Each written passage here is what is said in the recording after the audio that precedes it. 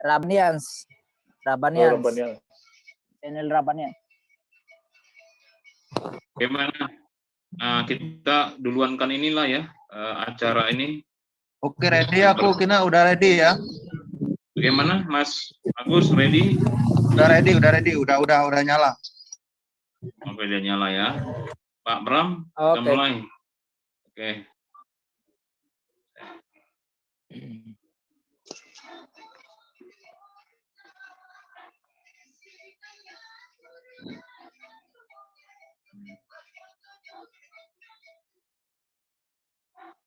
Baik, terima kasih ya Piang, terima kasih pro-moderator Agus Kurnia dan juga Pak Bramanaha yang sudah hadir bersama-sama dengan kita ya dalam sesi WAFM Apologetics untuk hari ini ya, Rabu 19 Januari tahun 2021. Terima kasih juga teman-teman, saudari atau siapa saja yang hadir di meeting Zoom di malam hari ini. Kita akan ikutin ya sesi Muslim bertanya, Alkitab menjawab. Baik, Pak Bram, boleh meminta kesediaannya. Baik, kita berdoa. Segala puji dan syukur ya Tuhan, kami naikkan kehadirat-Mu karena pada malam hari ini Engkau masih berikan kami kesempatan untuk menyampaikan kebenaran firman Tuhan. Mari Tuhan, Engkau urapi mulut lidah kami sekalian, pikiran kami Engkau kuduskan dengan Roh-Mu, sehingga apapun yang kami sampaikan semuanya berdasarkan Allah. Hanya dengan urapan Roh Kudus-Mu kami dapat menyampaikannya dengan penuh kuasa, sehingga orang-orang yang mendengar diberkati. Segala bentuk daripada kuasa kegelapan yang ingin untuk mengalihkan daripada apa yang kami bahas pada malam ini, dalam nama Yesus kami tolak. Terima kasih Bapa. Mari Engkau menuntun acara ini dari awal sampai pada akhirnya di dalam nama Yesus Kristus Tuhan kami. Haleluya. Amin. Terima kasih Pak Bram. Ya, Bapak Ibu dan saudari yang dikasihi Tuhan, yang menyaksikan langsung juga secara live ya acara ini, Muslim bertanya Alkitab menjawab, malam hari ini mengusung satu topik ya. Apakah Paulus yang menciptakan kekristenan? Apakah Paulus yang menciptakan kekristenan? Nah, ini pertanyaan dari saudara Muslim ya. Nah, mari, saya juga sabar. Mungkin Bapak, Ibu, dan Saudara juga tidak sabar ya, mau mendengarkan penyampaian materinya. Maka Bram Manaha. Silakan Pak Bram. Baik, shalom semuanya, saudara-saudaraku yang dikasihi oleh Tuhan Yesus Kristus, baik yang Kristen yang ada di room, maupun saudara-saudara Muslim yang nanti akan bergabung untuk kita boleh berdiskusi. Kiranya saudara baik-baik saja. Sebagaimana topik yang sudah disampaikan oleh moderator kita, bahwa apakah Paulus itu yang menciptakan atau mendirikan kekristenan.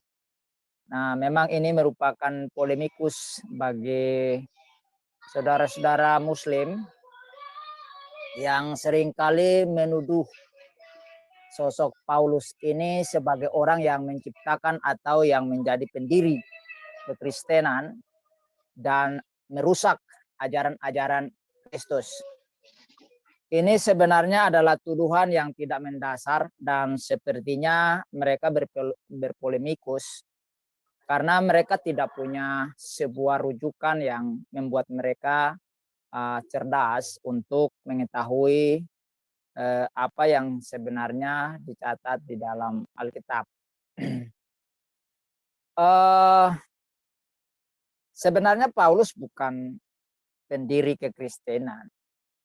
Ya, Paulus itu percaya Yesus belakangan. Yang mendirikan kekristenan itu Yesus sendiri. Ya, Yesus sendiri. Jadi ini yang perlu para polemikus Muslim mengetahuinya. Dan kalau sudah tahu, ya jangan ngotot untuk terus ngeyel, lalu melakukan lagu yang sama walaupun lagunya itu selalu fals gitu, tapi dinyanyikan terus. Sebenarnya lagunya itu sudah membuat telinga ini sakit gitu untuk mendengar, tapi mereka karena tidak menyadari bahwa suara mereka fals, jadi terus mereka nyanyikan lagu ini dari waktu ke waktu, dari abad ke abad yang lain, terus lagunya tetap itu karena tidak ada lagu lain. Nah, mari kita mau lihat sebenarnya siapa sih yang mendirikan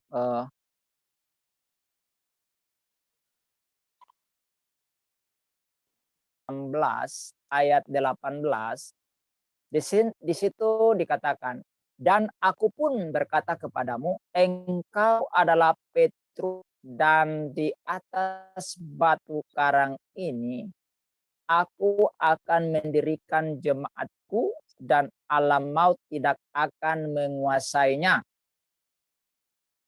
Nah, saudara perhatikan di sini bahwa Yesus ketika berbincang-bincang dengan Petrus, di mana Petrus ditanya, menurut kamu siapa aku ini? Lalu Petrus katakan bahwa engkau adalah Mesias, anak Allah.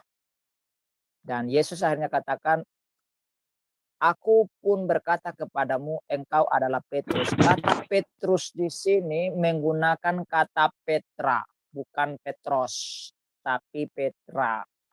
Jadi Petra itu artinya batu besar, batu karang, batu yang sangat besar gitu. Dan Yesus katakan di atas Petra inilah aku mendirikan ya jemaatku, mendirikan eklesiaku. Ya, jadi dia mendirikan jemaatnya. Jadi Yesus yang mendirikan jemaat di atas Petra, yaitu dirinya sendiri. Makanya kekristenan itu kan mengambil ya terambil dari nama dari gelar Yesus, yaitu Kristus, artinya yang diurapi ya. Nah, jadi jelas di sini Yesus katakan bahwa aku akan mendirikan jemaatku. Jadi belum terjadi, tapi nanti. Kapan itu terjadi? Ya, ketika Yesus mati di kayu salib, bangkit dari antara orang mati, lalu pencurahan Roh Kudus. Itulah gereja Tuhan berdiri. Ya. Nah, jadi para muslim ini mengatakan bahwa Paulus mendirikan kekristenan keliru. Yesus yang mengatakan dia yang mendirikan jemaahnya, eklesianya. Bukan Paulus. Jadi mimpi di mana sehingga bisa mengatakan Paulus yang mendirikan kekristenan. Ya. Nah, kita baca di dalam Lukas pasal 10 ayat 1. Di sana dikatakan, kemudian daripada itu Tuhan menunjuk 70 murid yang lain, lalu mengutus mereka berdua-dua menghuluinya ke setiap kota dan tempat yang hendak dikunjunginya. Nah, jadi Yesus di sini sudah menyebutkan kelompok orang-orang yang mengikuti dia itu 70 orang. Berarti sudah ada komunitas. Jadi bukan hanya 12 rasul, ada 70 murid. Nah, para polemikus muslim ini tidak mengerti, tidak bisa membedakan antara rasul dan murid. Kalau rasul cuma 12, kalau murid banyak. Para disciple itu banyak. Kalau ya, disciple itu banyak. Jadi bukan 12. Kalau rasul 12. Ya. 12. Jadi di sini Yesus mengutus mereka yang 70 ini untuk pergi memberitakan kabar baik kepada setiap orang. Jadi sudah ada komunitasnya. Namun komunitas ini belum disebut Kristen, belum. Mereka disebut sebagai orang yang mengikut jalan Tuhan. Jalan Tuhan yang mana? Jalannya Yesus. Yesus katakan kan bahwa dia adalah jalan kebenaran dan hidup. Jalan Tuhan. Nah ini, jadi mereka belum disebut sebagai Kristen, belum. Mereka disebut sebagai pengikut jalan Tuhan, yaitu Yesus sendiri. Nah ini Yesus, ini Rasul Paulus belum menjadi orang pengikut Yesus, belum. Masih jauh, belum ini. Ini awal-awal pelayanan Yesus. Paulus tidak termasuk. Jadi bagaimana mungkin Paulus yang mendirikan, sudah ada komunitasnya. Nah, di dalam Kisah Para Rasul pasalnya yang kedua ayat 41 dikatakan orang-orang yang menerima perkataannya, ini perkataan Petrus ketika dia berkhotbah di Serambi Salomo. Ini Yesus sudah naik ke sorga nih. Ya, ini Yesus sudah naik ke sorga. Ya, orang-orang yang menerima perkataannya itu memberi diri dibaptis, dan pada hari itu jumlah mereka bertambah kira-kira 3.000 jiwa. Lu udah 3.000 lu. Satu gedung sudah tidak muat. Saatnya bukan main. Yesus baru beberapa hari naik ke surga. Lalu Petrus berkhotbah ya pada hari Pentakosta itu. Dan jumlah mereka bertambah menjadi 3.000 jiwa, langsung murtad dari keyakinan mereka, kan begitu. Jadi Kristen. Jadi ikut percaya kepada Yesus Kristus. Nah, ini 3.000 bukan sedikit orang. Paulus belum ada, Paulus belum bertobat. Jadi para polemikus muslim, kalian coba buka telinga lebar-lebar. Kalau telinganya itu terganggu sehingga banyak kotorannya, mungkin sudah bernanah, beli kapas, dikorek, dengar baik-baik bahwa ini Paulus belum bertobat. Dilanjutkan pasal 2 ayat 42. Mereka bertekun dalam pengajaran rasul-rasul dan dalam persekutuan, dan mereka selalu berkumpul untuk memecahkan roti dan berdoa. Ini sudah ada mereka. 3.000 orang itu berkumpul tiap hari. Bertekun dengan ajaran-ajaran para rasul ini. Jadi kalian itu dari mana mengatakan bahwa Paulus yang mendirikan kekristen? Lanjut pada Kisah Para Rasul pasal 2 ayat 46 dan 47. Dengan bertekun dan dengan sehati mereka berkumpul tiap-tiap hari dalam bait Allah. Tiap-tiap hari ya, bukan seminggu sekali. Bukan hari Sabat. Bukan pada hari Sabtu saja. Tapi tiap-tiap hari mereka berkumpul dalam bait Allah. Bukan kumpul ke sana untuk ngerumpi. Tapi mereka belajar firman Allah. Mereka memuji-muji Tuhan. Ya, bukan ngerumpi. Ya. Mereka memecahkan roti di rumah masing-masing secara bergilir dan makan bersama-sama dengan gembira dan dengan tulus hati. Jadi setelah mereka pergi ke bait Allah beribadah, setelah beribadah mereka pulang, lalu mereka mengadakan fellowship, mereka mengadakan perjamuan, makan. Saling berbagi.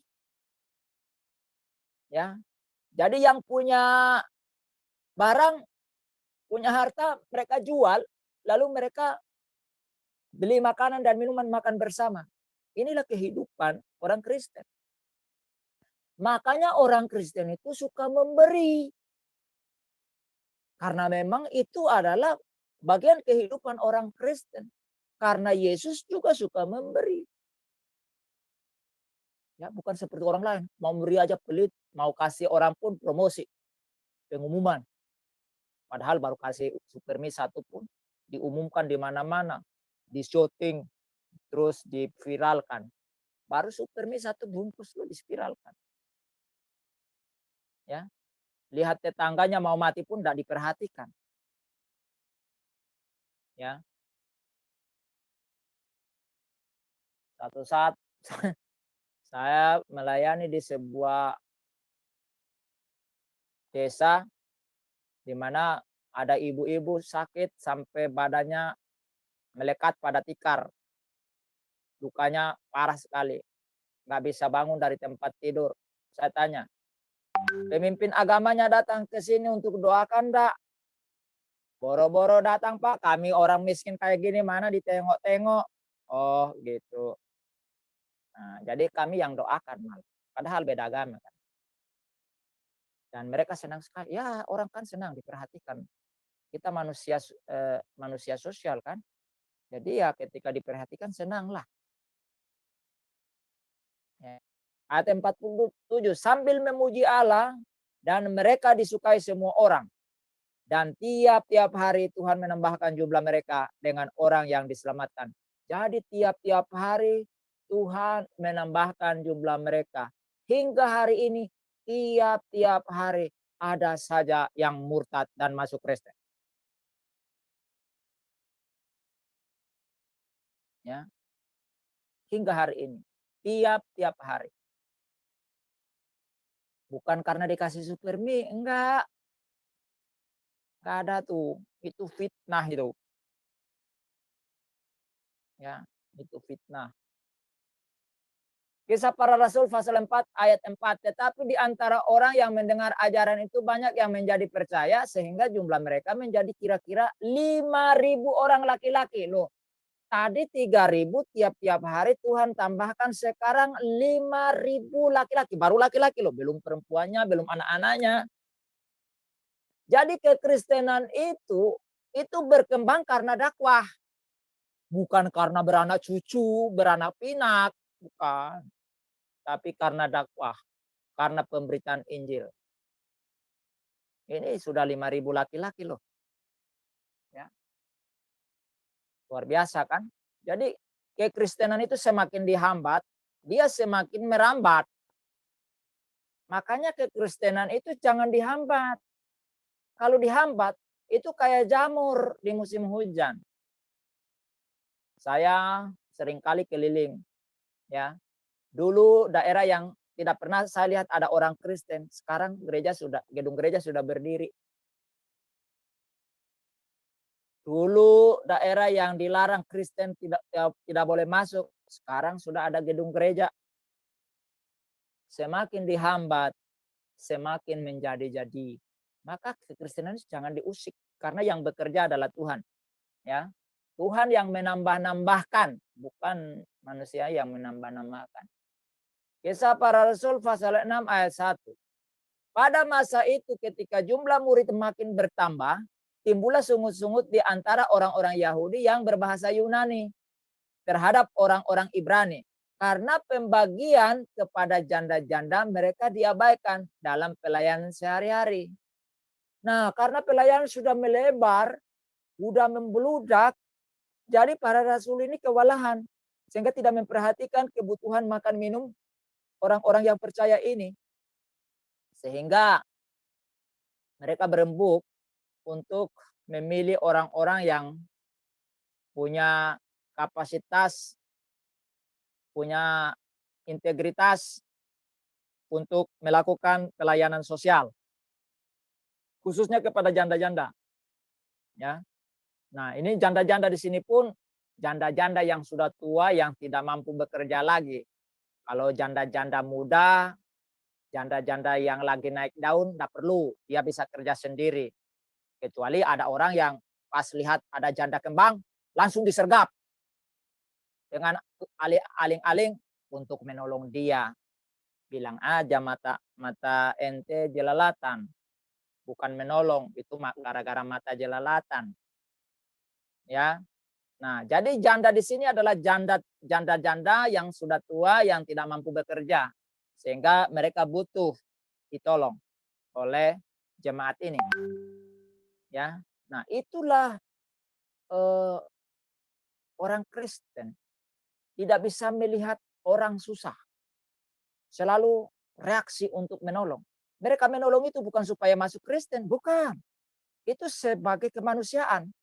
Jadi menolong itu tidak peduli agama apa, suku apa, warna kulitnya apa, ya bentuk rambutnya keriting atau lurus. Tidak, ditolong semua, ya, ditolong semua. Jadi, nah perhatikan di sini. Jadi ada orang Yahudi juga yang bisa berbahasa Yunani. Makanya saudara-saudara polemikus Muslim, saya tahu bahasa Ibrani, bahasa Yunani juga mereka tahu. Di sini dikatakan apa? Mereka berbahasa Yunani. Karena apa? Karena bahasa Yunani pada abad pertama itu adalah bahasa internasional. Seperti sekarang bahasa Inggris. Jadi kok bertanya, memangnya Yesus itu berbahasa apa? Yunani apa? Lah iya. Dia berbahasa Yunani karena bahasa Yunani bahasa internasional. Gitu loh. Nah, itulah hebatnya Yesus itu. Makanya masyarakat pada waktu itu mereka tahu 4 bahasa. Ya, bukan hanya tahu 1 bahasa. Dan Tuhan juga tahu semua bahasa itu. Jadi ketika Yesus berbahasa Yunani, ya orang tahu. Tuhan tahu. Ya kan namanya dia Tuhan. Ya tahulah. Masa Tuhan bahasa ndak tahu, jadi kalau kita berdoa harus pakai bahasa Ibrani. Memangnya Tuhan hanya tahu bahasa Ibrani? Memangnya Tuhan hanya tahu bahasa Aram? Sehingga harus kalau berdoa pakai bahasa Aram begitu? Iya, kalau saya mah pakai bahasa Aram nggak bisa. Tapi kalau Tuhan ngerti, nggak usah pakai bahasa Aram. Pakai bahasa daerah saya juga bisa. Kalau saya ngomong di sini, pasti saudara pikir saya berbahasa roh. Ya kan? Bahasa saya itu bahasa keren loh, tapi Tuhan saya ngerti. Makanya kalau saya kadang-kadang berdoa pakai bahasa saya. Jadi engkau harus pakai bahasa Ibrani, ya. Nah, itu jadi ini orang Kristen sudah ada. Ini Paulus belum bertobat loh, belum jadi orang Kristen loh. Kekristenan sudah berkembang, sudah 5.000 laki-laki. Berarti kalau hitung-hitung perempuan sebagian dari itu anak-anak, berarti jumlahnya itu sudah hampir 15.000 orang. Padahal baru jelang hari loh. Mereka sudah berkembang begitu pesat. Makanya kekristenan itu cepat menguasai dunia.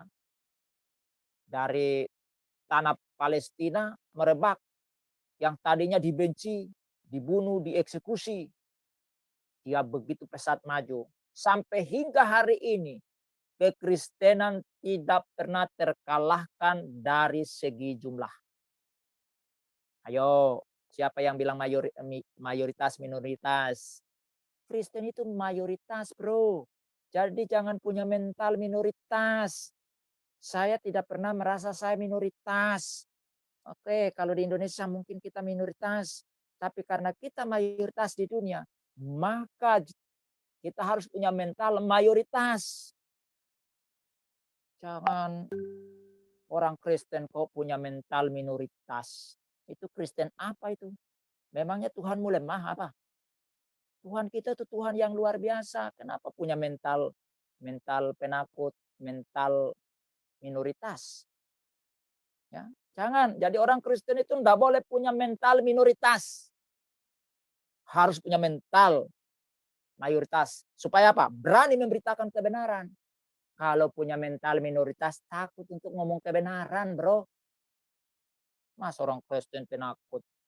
Tuhan tidak kasih kita roh penakut, tapi roh keberanian. Bukan berarti nantang orang sana sini untuk berkelahi. Itu, tapi berani untuk menyatakan kebenaran walaupun risikonya mungkin nyawa. Memangnya gue pusing, memangnya gue pikirin. Ya, satu saat juga mati kok. Tuhan bilang mati itu untung, bro. Nah, tapi jangan bunuh diri, ya. Jangan bunuh diri. Tidak ada ayat Alkitab suruh bunuh diri itu. Ya. Nah,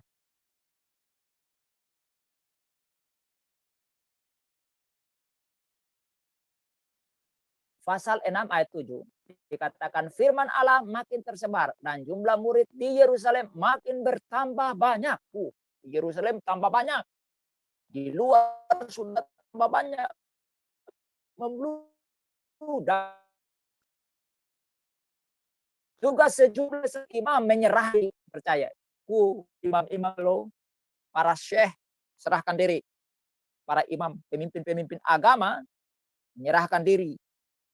Murtad mereka lalu masuk Kristen. Hebat kan? Hebat. Hingga hari ini orang-orang yang punya kedudukan di pemerintah maupun punya kedudukan di dunia keagamaan, ya, banyak tiap hari berbondong-bondong ikut Yesus Kristus. Ayat 8. Dan Stefanus yang penuh dengan karunia dan kuasa mengadakan mujizat-mujizat dan tanda-tanda di antara orang banyak. Ini bukan rasul. Ini seorang diaken. Diaken itu orang yang membagi barang sosial tadi, ya, makanan dan minuman tadi, ya. Tapi dia bisa melakukan mujizat, ya. Seharusnya orang Kristen bisa begitu kan? Ya, kita berdoa Tuhan pasti dengar kok. Nah, kemudian, ini baru nongol mulai nongol ini, mulai Paulus menunjukkan taringnya ini, ya. Jadi tadi jumlah orang Kristen sudah banyak sekali ya, baik di Yerusalem maupun di luar Yerusalem sudah membludak. Pasal 7 ayat 58 dikatakan mereka menyeret dia keluar kota lalu melemparinya dan saksi-saksi meletakkan jubah mereka di depan kaki seorang muda yang bernama Saulus. Sedang mereka melemparinya, Stefanus berdoa katanya, "Ya Tuhan Yesus, terimalah rohku." Sambil berlutut ia berseru dengan suara nyaring, "Tuhan, janganlah tanggungkan dosa ini kepada mereka." Dan dengan perkataan itu meninggallah ia. Nah, di sini Paulus jadi biang kerok pembunuhan terhadap Stefanus. Mana bisa dia yang mendirikan gereja? Dia yang bunuh kok. Dia yang membunuh pengikut Yesus. Aduh, jadi para polemikus lah otaknya itu kalau bisa diperiksa dulu lah. Kayaknya ada yang agak terganggu. Ya, jadi di sini Paulus justru membunuh salah satu diaken terbaik dari pengikut Yesus Kristus.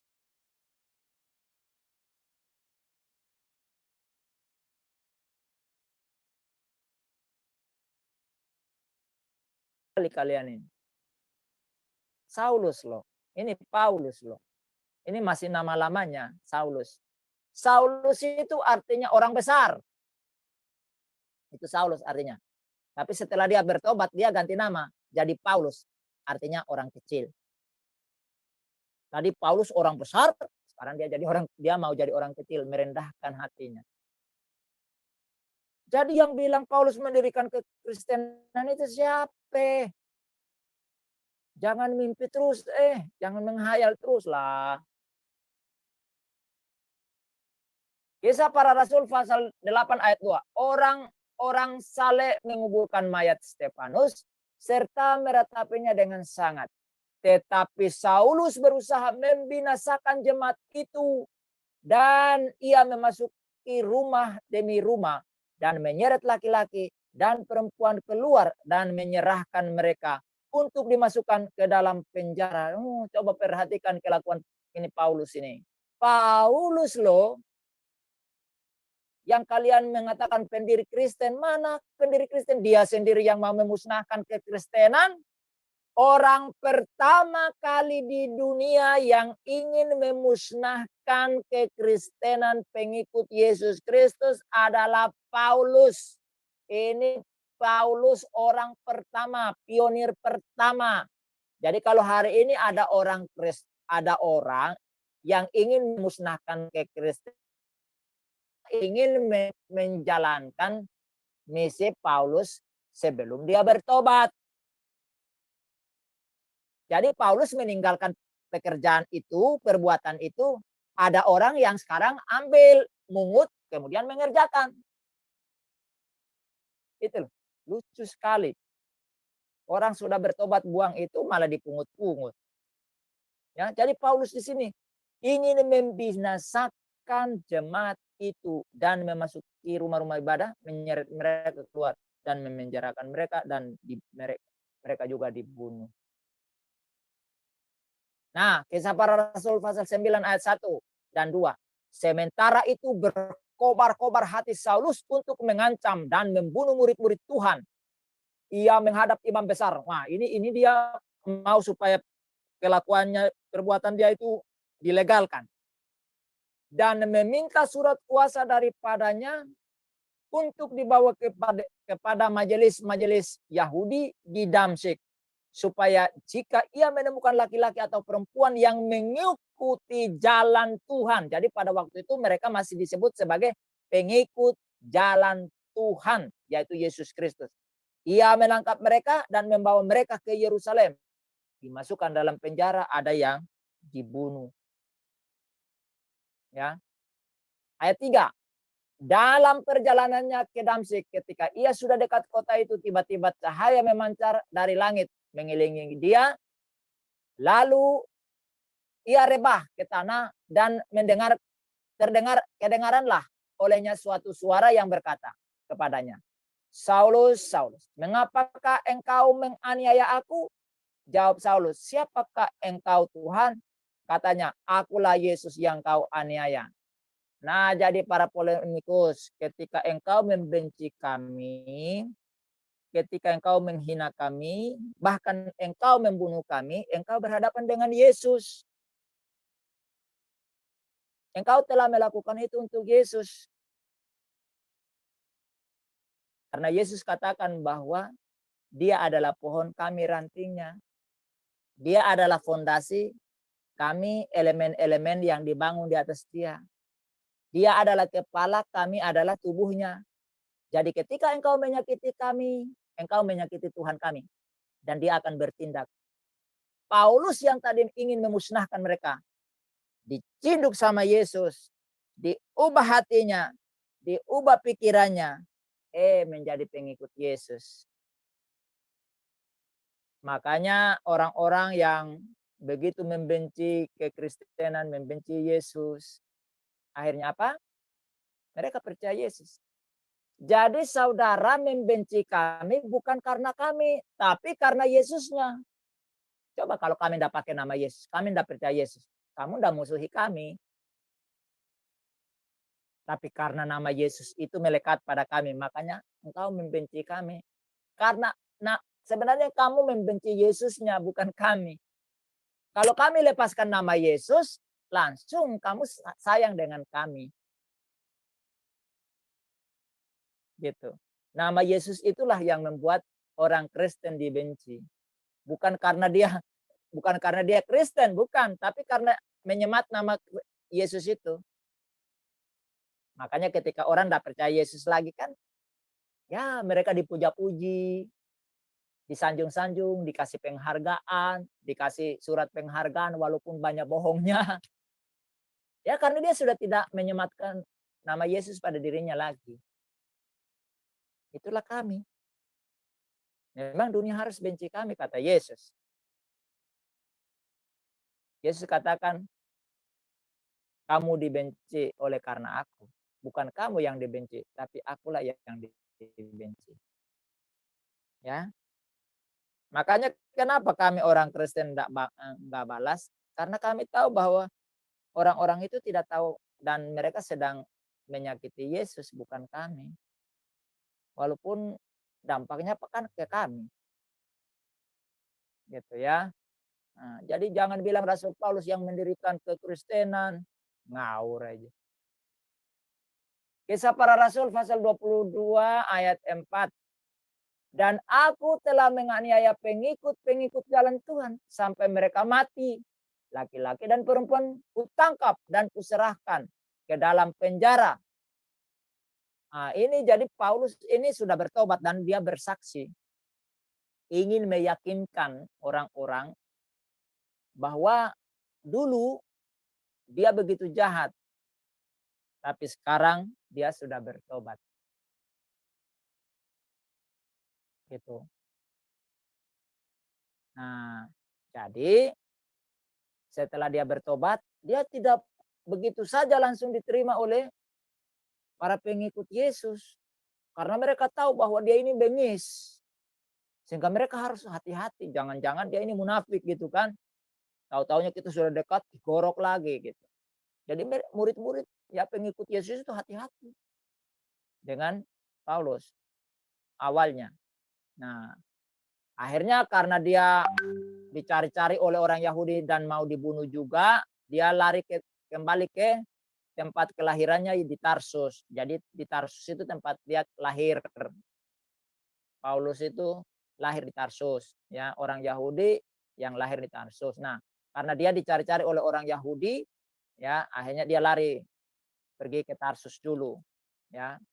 Kemudian setelah di sana baru dia dipanggil, ya. Di dalam Kisah Para Rasul pasal 11 ayat 25 dan 26 dikatakan, lalu pergilah Barnabas ke Tarsus untuk mencari Saulus, dan setelah bertemu dengan dia, ia membawanya ke Antiokhia, ya.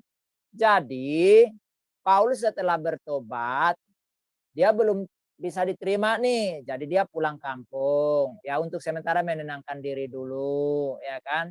Biar keadaan sudah agak kondusif baru dia balik. Tapi Barnabas yang adalah sudah jadi pengikut Yesus ini, dia ingat, nih Paulus ini penting nih. Akhirnya dia jemput Paulus ke Tarsus. Jadi justru Barnabasnya lah yang sudah jadi pengikut Yesus yang dia datang ajak Paulus. Itu sudah ada orang Kristen loh. Ya. Nah, lalu dia bawa ke Antiokhia. Biar Paulus bantu Barnabas untuk ngajar, menginjil di Antiokhia. Ayat 26 dikatakan mereka tinggal bersama-sama dengan jemaat eklesia pengikut Yesus ini. Ya, 1 tahun lamanya sambil mengajar banyak orang. Di Antiokhia inilah murid-murid itu untuk pertama kalinya disebut Kristen. Jadi kehidupan pengikut Yesus ini berbeda dengan kehidupan masyarakat umumnya. Dari kesatuan mereka, keakraban mereka, saling mengasihi mereka, tolong menolong mereka berbeda. Kesatuan mereka luar biasa. Suka menolong orang lain, ramah dengan orang lain. Sehingga orang-orang yang ada di Antiokhia yang bukan pengikut Yesus, mereka ngejek.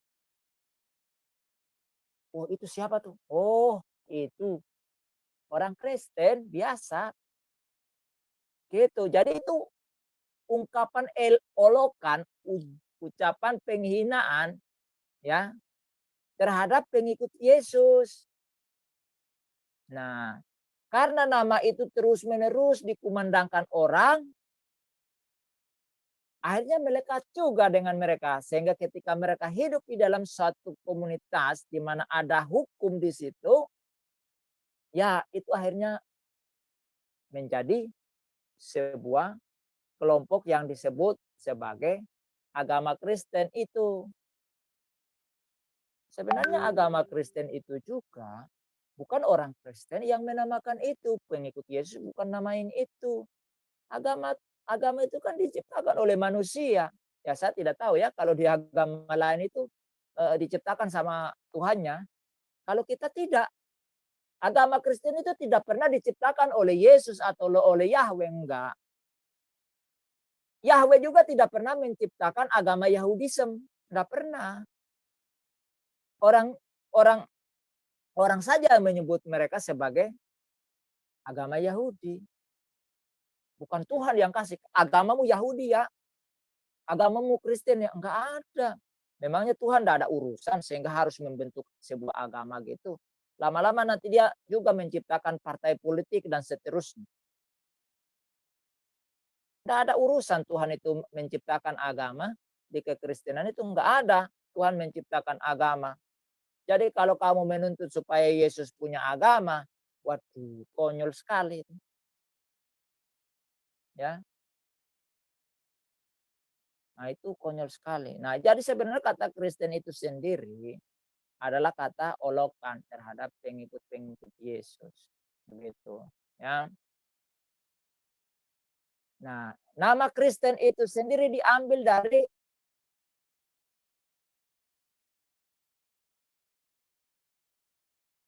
Anos, artinya pengikut Kristus. Jadi Kristen itu artinya pengikut Kristus. Masa Yesus yang mendirikan kekristenan? Tidak ada Yesus mendirikan kekristenan. Tapi orang yang mengikuti Yesus itulah disebut sebagai Kristen. Ya, contohnya misalnya Afganisme.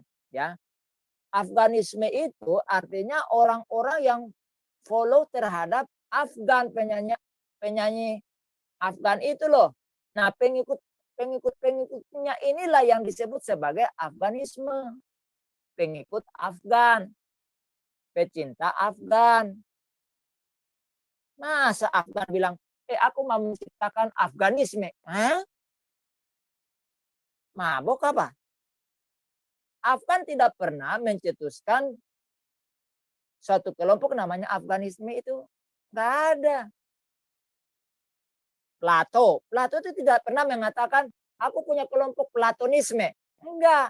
Orang-orang yang mengikuti pahamnya Plato disebut sebagai Platonisme. Orang-orang yang mengikuti pahamnya Soekarno disebut sebagai Soekarnoisme. Gus Durian.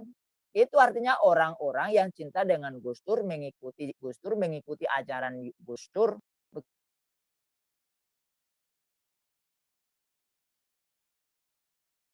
Jadi Kristen artinya orang-orang yang mengikuti Kristus dan mengikuti ajaran Kristus, mengikuti pola hidup Kristus. Itu Kristen namanya. Jadi kalau menuntut Yesus, di mana Yesus bilang pengikutnya jadi Kristen. Hah? Kacau sekali. Nah, nih. Rasul Paulus katakan di dalam 2 Galatia 2 ayat 9. Dan setelah melihat kasih karunia yang dianugerahkan kepadaku, maka Yakobus, Kefas, dan Yohanes yang dipandang sebagai sokok guru jemaat berjabat tangan dengan aku dan dengan Barnabas sebagai tanda persekutuan, supaya kami pergi kepada orang-orang yang tidak bersunat dan mereka kepada orang-orang yang bersunat. Jadi perhatikan di sini loh. Kalau Paulus itu yang mendirikan jemaah, mendirikan Kristen, kenapa Yakobus dan Petrus dan Yohanes disebut sebagai soko guru, pemimpin kekristenan? Ini loh pemimpinnya, soko guru. Berjabat tangan dengan Paulus, lalu berbagi tugas. 3 orang ini, Petrus, Yakobus, dan Yohanes, pergi kepada orang Yahudi. Sedangkan Barnabas dan Paulus khusus untuk orang non-Yahudi. Yang tidak bersunat itu loh. Nah, kepada kami. Gitu. Lalu Petrus sebagai salah satu rasul utama mengakui tulisan-tulisan Paulus. Di dalam 2 Petrus 3 ayat 15 dikatakan, anggaplah kesabaran Tuhan kita sebagai kesempatan bagimu untuk beroleh selamat. Seperti juga Paulus, saudara kita yang kekasih, telah menulis kepadamu menurut hikmat yang dikaruniakan kepadanya. Nah, Petrus mengakui tulisannya Paulus. Siapa kamu sehingga kritik Paulus? Murid Yesus saja tidak kritik, malah mendukung, setuju. Ya, ayat 16. Hal itu dibuatnya dalam semua suratnya. Jadi dalam semua kitabnya yang ditulis oleh Paulus. Apabila ia berbicara tentang perkara-perkara ini, dalam surat-suratnya itu adalah hal-hal yang sukar difahami, sehingga orang-orang yang tidak memahaminya dan yang tidak teguh imannya memutarbalikannya menjadi kebinasaan mereka sendiri. Sama seperti yang juga mereka buat dengan tulisan-tulisan yang lain. Tulisan-tulisan yang lain itu tulisan Petrus, tulisan Matius, tulisan Lukas, tulisan Yohanes, tulisan Musa, tulisannya Samuel, tulisan Salomo, itu loh yang dimaksud. Mereka memutarbalikkan. Nah, kamu polemikus ini kan suka mutar-mutar Alkitab kan, suka mutar-mutar ayat firman Tuhan kan, untuk membenarkan dirimu kan. Itu maksudnya ayat ini. Petrus yang ngomong loh, Rasul Yesus, Rasul utama lagi. Pemimpin para murid lagi. Yang ngomong, orang-orang yang tidak memahaminya itu memutarbalikkannya. Kamu kan suka mutar-mutar balikkan ayat-ayat Alkitab kan, itu maksudnya kamu. Gitu loh. Makanya jangan suka berpolemik gitu. Jadi orang kok suka berpolemik. Mungkin itu yang bisa saya paparkan bagi kita malam ini, saudaraku. Teman-teman yang ingin menambahkan, silahkan untuk menambahkan. Nah, nanti kalau mungkin ada yang bertanya, ya, yang mau untuk kita diskusi, kita bisa dalami lagi. Oke, Bro Kodex, Tuhan Yesus memberkati. Silakan teman-teman yang lain. Ya, Shalom Aleichem, Pak Bram. Terima kasih. Ya, sama-sama. Itulah, ya, materi yang cukup padat, ringkas, dan memberikan wawasan tentunya ya. Tapi di meeting Zoom saat ini ada teman-teman, ada saudari atau siapapun yang ada bergabung dengan kita yang mau bertanya, menanggapi, baik itu Kristen atau Muslim sekalipun, boleh kami persilakan. Tapi terlebih dahulu ada yang mau raise hand, jadi lebih baik. Jadi saya tahu siapa yang perlu saya atur gitu ya, siapa yang bertanya, menanggapi. Ya, silakan. Jika mau langsung juga saya akan persilakan untuk pertama siapa yang mau. Di sini ada hadir banyak nih. Dari sekian nama saya lihat semuanya cukup terbagi dua, ada yang dari Kristen dan juga ada yang dari Muslim ya, Islam ya.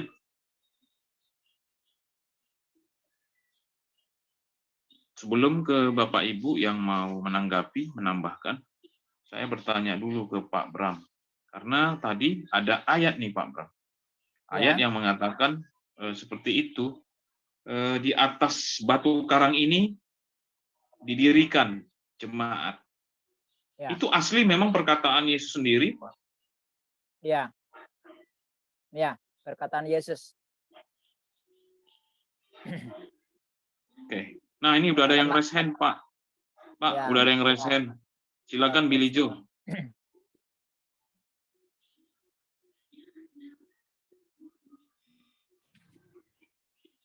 Udah ada yang mengangkat tangan, Billy Joe? Iya, silakan.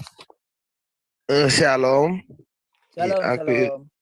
Shalom Pak Yusuf, ini mau sedikit pertanyaan ini. Yang sering dipertanyakan, siapa yang mengangkat Rasul Paulus itu menjadi rasul? Kira-kiranya untuk bisanya dijawab pertanyaan seperti itu. Terima kasih. Oh iya. Yesus Kristus ya. Jadi rasul itu, nah ini, rasul itu adalah orang yang bertemu langsung dengan Yesus dan Yesus yang mengutus mereka. Ya. Itu yang disebut dengan rasul, ya. Jadi pengertian rasul bagi kekristenan itu berbeda loh ya dengan saudara-saudara di Muslim, beda dengan para polemikus ini, beda. Jadi orang Kristen harus tahu terlebih dahulu rasul di dalam kekristenan dengan rasul di dalam Islam. Kalau rasul dalam kekristenan adalah orang yang berinteraksi langsung, dipilih langsung oleh Yesus, dan Yesus yang mengutus mereka, itulah yang disebut dengan rasul. Rasul. Orang yang pertama kali di dunia dan setelah itu tidak ada lagi yang punya rasul selain Yesus Kristus. Jadi kalau ada rasul-rasul lain ya enggak tahu itu ngambil dari mana, ngikut dari mana, nggak ngerti saya. Tapi orang pertama yang punya rasul adalah Yesus, dan setelah itu tidak ada. Tidak ada yang raja yang memanggil utusan itu sebagai rasul, itu enggak ada. Memang mereka disebut sebagai utusan, tapi tidak disebut sebagai rasul. Rasul itu hanya Yesus Kristus saja yang memanggil murid-muridnya sebagai rasul. Gitu. Kalau ada yang pernah menemukan sumber bahwa ada orang lain yang punya rasul, tunjukkan sama saya. Gitu. Tidak ada selain dari Yesus Kristus. Jadi Yesus Kristus itu punya 12 rasul, kemudian satu pengkhianat, bunuh diri, lalu harus terpenuhi untuk 12 itu. Maka Tuhan Yesus memilih lagi Paulus. Memang para murid waktu itu terjadi kekosongan, sehingga para murid ini mereka berinisiatif untuk memilih salah satu dari murid, ya bukan rasul ya, dari 70 murid tadi, untuk menggantikan posisi Yudas dengan cara membuang undi. Dan oleh Roh Kudus akhirnya Matias yang terpilih menjadi pengganti daripada Yudas Iskariot. Tapi itu kan para murid yang memilih. Nah, setelah itu baru Yesus memilih Paulus untuk menggantikan posisi itu. Gitu. Jadi itulah yang disebut dengan rasul. Gitu. Kalau perjanjian lama, kalau pada zamannya sebelum Yesus sampai zaman Musa itu nggak ada rasul. Yang ada itu nabi, nggak ada rasul.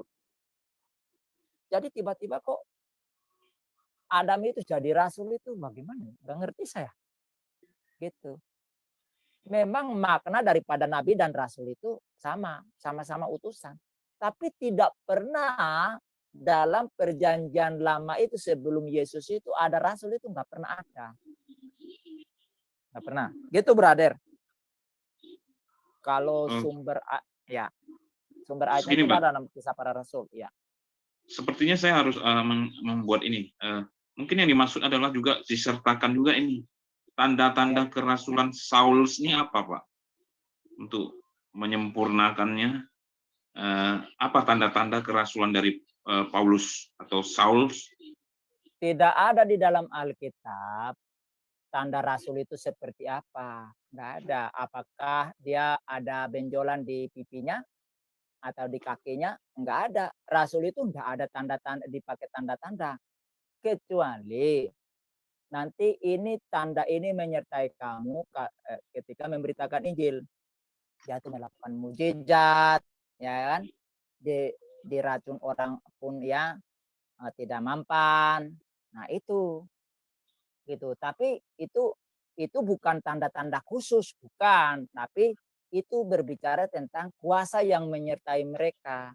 Jadi kalau mereka udah buat mujizat, percaya dong. Kan begitu. Nah, para murid ini melayani di berbagai tempat, mereka lakukan mujizat itu. Contoh, Rasul Paulus waktu digigit oleh ular tedung, ya, ular semacam sebangsa ular kobra. Orang pikir pasti mati, tetapi enggak, malah ularnya yang mati. Gitu. Nah, itu bukti bahwa Paulus disertai oleh kuasa Tuhan. Ya. Yohanes lakukan mujizat. Petrus melakukan mujizat. Gitu. Siapa itu? Yohanes itu. Saudara mau tahu, itu digoreng oleh Kaisar Nero dalam wajan kayak goreng pisang loh, kayak goreng ikan teri loh. Nggak mati dia. Itu sebuah mujizat. Makanya Nero kesal lalu membuang ke Pulau Patmos. Kalau seperti kita sekarang itu Pulau Kambangan. Jadi orang di sana disuruh untuk kerja paksa dengan tujuan apa? Dia mati perlahan di sana. Taunya di sana ketemu dengan Yesus lagi. Sehingga dikasih kepercayaan untuk menulis kitab Wahyu. Begitu. Jadi semua murid itu luar biasa. Di mana-mana. Ya. Gini, itu dari definisi kata rasul, apostolos itu kan artinya utusan atau orang yang diberi tugas. Nah, kenapa Paulus disebut rasul? Ya, karena dia dikasih tugas juga kan, khusus untuk orang-orang non-Yahudi. Kan di dalam Oke, Kisah nah ini Para masih Rasul. Ya. ini Pak, kenapa saya bilang itu? Berarti kan ada yang pihak mengutus dan diutus kan udah jelas. Kalau yang pengutusnya siapa dan yang diutus adalah siapa, kemana, di mana. Jadi dalam fakta dan ini jelas gitu ya Pak. Ya, ya. Iya, jadi Yesus yang memang Kisah Para Rasul, coba di share screen, Bro. Kisah Para Rasul pasal 9.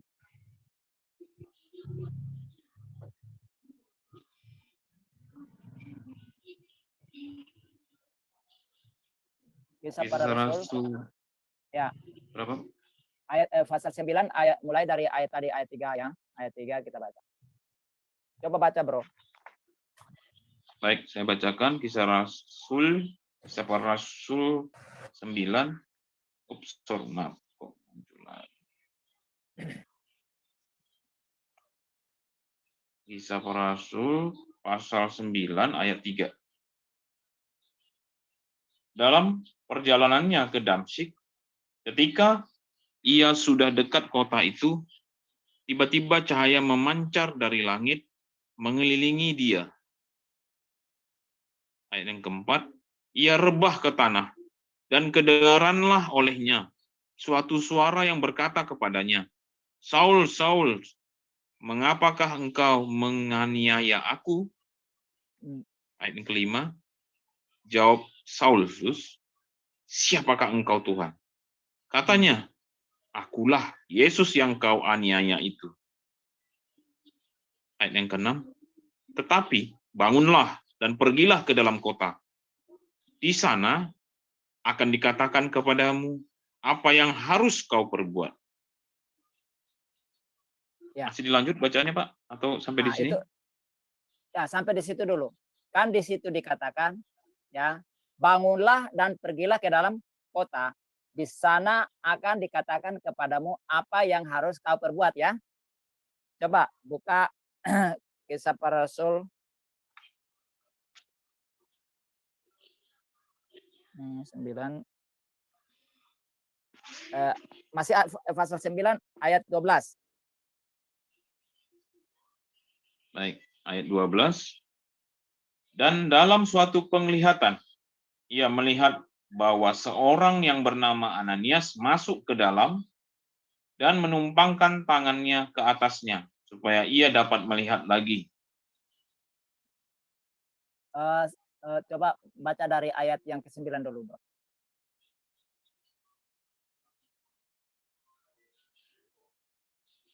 Ya, mulai dari ayat 9, 10, dan 11. Oke. Ayat 9 hingga 11. Ya. 3 hari lamanya ia tidak dapat melihat, dan 3 hari lamanya ia tidak makan dan minum. Ayat 10. Di Damsyik ada seorang murid Tuhan bernama Ananias. Firman Tuhan kepadanya dalam suatu penglihatan. Ananias, jawabnya, ini aku Tuhan. Ayat yang ke-11. Firman Tuhan, mari, pergilah ke jalan yang bernama Jalan Lurus, dan carilah di rumah Yudas, seorang dari Tarsus yang bernama Saulus, ia sekarang berdoa. Ya. Lewat ayat 13. Ayat yang ke-13. Jawab Ananias, Tuhan, dari banyak orang yang telah kudengar tentang orang itu, betapa banyaknya kejahatan yang dilakukannya terhadap orang-orang kudus-Mu di Yerusalem. Terus. Ayat yang ke-14. Dan ia datang kemari dengan kuasa penuh dari imam-imam kepala untuk menangkap semua orang yang memanggil nama-Mu. Ayat 15. Ayat yang ke-15.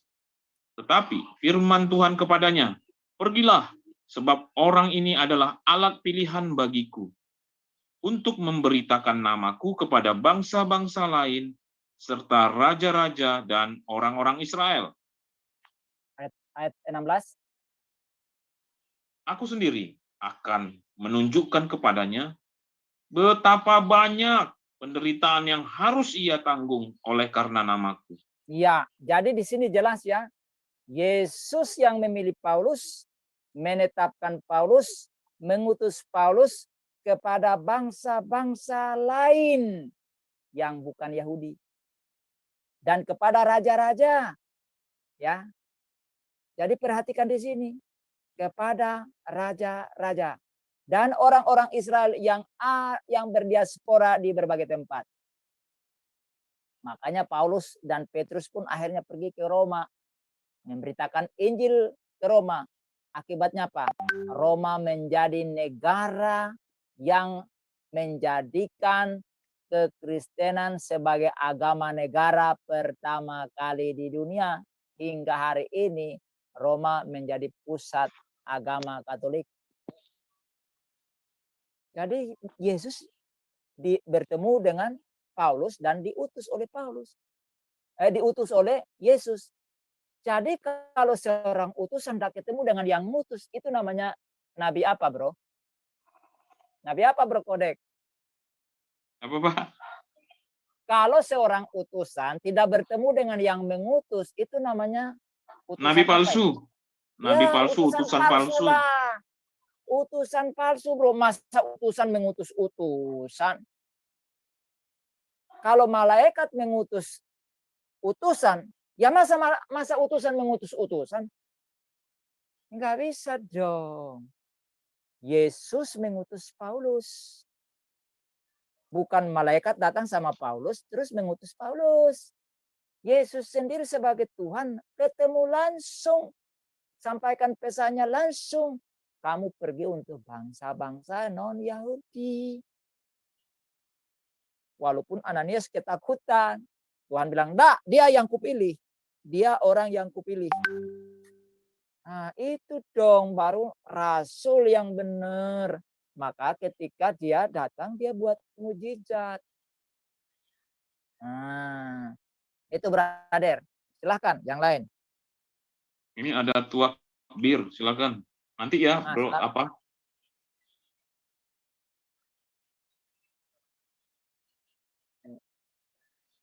Ada tuak bir yang raise hand. Kami persilakan. Mau bertanya atau menanggapi atau bagaimana? Mau bagi bir. Mau bagi bir? Kenapa harus bawa bir malam-malam? Boleh Silakan, perkenalkan brother. diri lah. Iya, Pak Bram, boleh perkenalkan diri lalu apa pertanyaan atau tanggapannya. Kalau mau bawa bir, sebenarnya saya tidak peminum bir sekarang. Iya, saya kurang suka juga sih. Ya. Selamat malam Pak, terima kasih. Ini Ya, tadi silahkan, brother. bisa buka sendiri tadi. Ya, jadi begini Pak Bram, kan kalau dari etimologi Nabi itu diserap dari bahasa Ibrani Nevi, makanya ada kitab para Nabi Neviim kan gitu Pak. Ya. Pada dasarnya adalah Nevi artinya pelihat sesuatu. Ya. Mujizat yang bisa melihat artinya menubuatkan. Nah, kalau tanggapan dari Pak Bram, apakah Paulus itu bisa disebut sebagai nabi juga kan gitu Pak? Itu satu. Karena Paulus banyak juga memberikan eskatologi, suatu semacam wahyu juga bahwasanya di kerajaan 1000 tahun itu tercatat di 1 Korintus 15 ya. Kerajaan 1000 tahun. Terus Paulus juga mencatat bahwasanya antikristus akan berkuasa di bait suci. Dia akan masuk ke ruang maha kudus. Itu kan salah satu penglihatan kan gitu ya Pak ya. Nah, itu nubuat dari Rasul Paulus. Kan kalau di iman Kristen kan tahu sendiri Pak. Kita kan berbeda sama seberang nih. Kalau rasul ya rasul, nabi ya nabi, nggak bisa dicampur aduk kan. Tetapi ada sebagian yang memiliki karakter nabi dan rasul kan gitu ya Pak ya.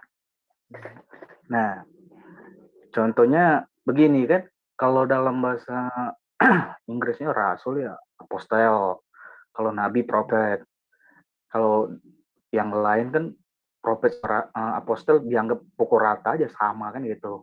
Yang membedakan cuma kalau nabi itu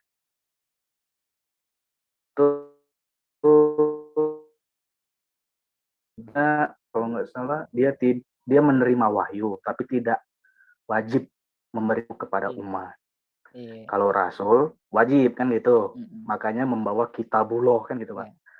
Kalau dari pemahaman seberang, rasul itu ada 315 tercatat dalam hadis. Nah, kalau 315 ini masing-masing membawa kitab gitu.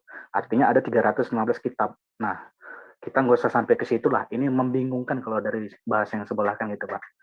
Iya. Kalau memang rasul, kita udah sepakat itu utusan Kristus. Pendapat saya tentang Pak Bram, apakah padahal kita tahu Nabi itu menubuatkan kedatangan Kristus, itu udah lengkap ditutup oleh Yohanes Pembaptis. Kristus telah datang kan gitu, Pak. Tetapi di perjanjian baru pun masih ada yang menerima karunia Nabi dan ada juga yang menjadi Nabi. Contohnya kayak tadi saya sebutkan Paulus salah satu. Terus kalau nggak salah itu Pak, itu ada di ayat Korintus atau Galatia atau di Kisah Para Rasul, itu ketika terjadi konsili di Yerusalem tentang makanan haram dan tidak haram, terus ada orang yang bukan Israel nggak wajib sunat.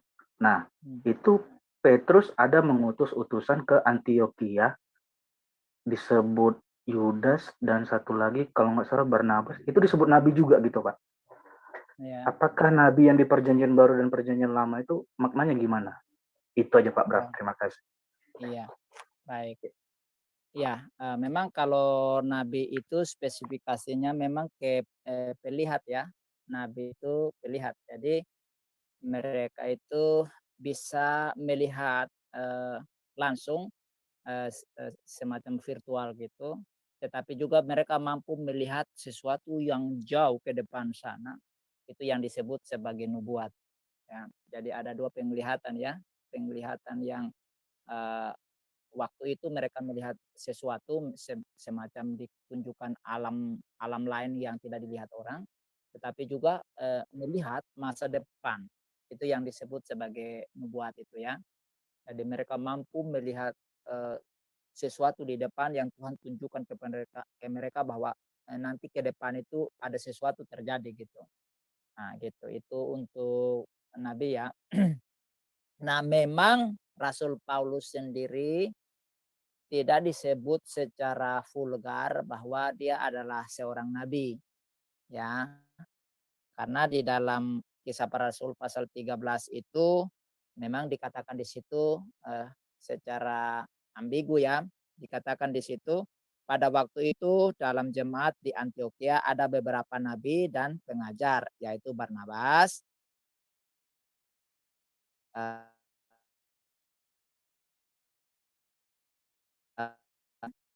yang orang Kirene, dan Menahem yang diasuh bersama dengan raja wilayah Herodes dan Saulus. Nah, memang ada beberapa orang ini disebut, tapi di situ kan tidak disebutkan secara apakah Paulus ini termasuk nabi atau pengajar, karena di situ tidak dibuat apa ya spesifikasinya ya, tidak ada. Hanya dibilang ada beberapa nabi dan pengajar. Ada dua ya, ada dua pekerjaan di situ yaitu nabi dan apa jabatan di situ yaitu nabi dan pengajar. Tidak disebutkan apakah Barnabas disebut nabi, Simeon atau Niger ini, atau Lukius, atau Menahem, atau Salus, gitu. Tidak disebut ya. Tetapi kalau dilihat dari nabi yang adalah pelihat, maka Paulus pernah melihat karena waktu mereka dalam apa ya kapal ya, sehingga mereka hampir mau tenggelam waktu Paulus mau dibawa ke Roma karena kasus penistaan agama ya menurut orang Yahudi. Paulus ini menista agama gitu dengan mereka menuding dia ya menyimpangkan ajaran Taurat lah begitu ya. Nah, di tengah perjalanan itulah kapal yang mereka tumpang itu kena badai, sehingga hampir tenggelam. Sebelum tenggelam itu malamnya itu Tuhan datang kepada Paulus. Jadi Paulus melihat ada sebuah penglihatan di situ. Jadi paginya dia katakan, "Tidak usah takut. Ya, tidak ada satu orang pun yang akan binasa dari kapal ini. Hanya kapal ini yang akan rusak." Dan memang itu terjadi. Itu terjadi. Jadi kalau dikatakan dia adalah nabi, ya karena dia juga ada penglihatan yang dia lihat. Dan Paulus juga ada penglihatan yang dia lihat. Salah satunya tadi bertemu dengan Yesus, itu juga penglihatan juga, gitu ya. Nah, jadi bisa dibilang nabi, kita bisa terima karena di sini kan tidak ada spesifikasi. Jadi ketika dibilang dia nabi, ya kita tidak bisa menyalahkan. Karena Paulus sendiri pun tidak pernah menyebut dirinya nabi. Hanya dia katakan dia adalah rasul. Tidak pernah dia katakan dirinya nabi. Oke, itu brother. Mungkin ini Pak Bram ada ayat dari Alkitab yang bisa di-share di screen. Mungkin apa? Kisah Para Rasul 13 ayat 1. Itu ayat yang mengindikasikan Paulus sebagai nabi. Itu di situ di dalam ayat itu. Cuma ayat itu saja yang ada. Gitu.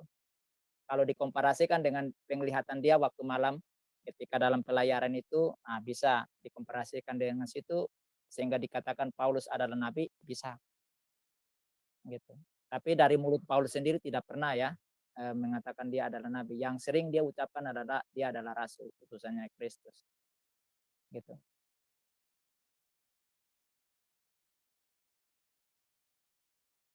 Oke. Memang setelah